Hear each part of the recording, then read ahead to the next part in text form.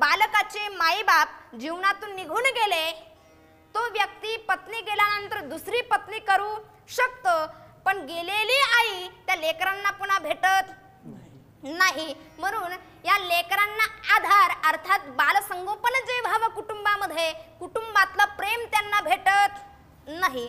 किंवा याच्याही पलीकडे मी जाऊन सांगेल, वडील किंवा आई यांच्या दोघांपैकी जर एकाचा घटस्फोट झालेला असेल तरी सुद्धा त्या बालकाला आईचं किंवा वडिलांचं प्रेम भेटत नाही.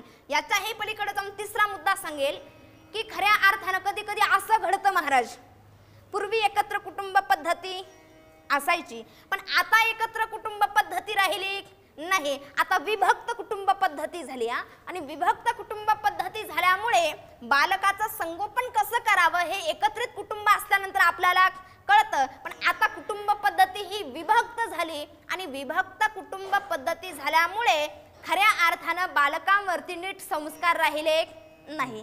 आणि ते नीट संस्कार जर व्हावे असं वाटत असेल तर ते फक्त एकत्र कुटुंब पद्धतीमध्येच होतं. पण आता विभक्त कुटुंब पद्धतीमुळे बालकाला योग्य ते संस्कार मिळत नाही. म्हणून बालसंगोपन ही जी योजना आहे ही योजना आपण नीट समजून घेतली पाहिजे.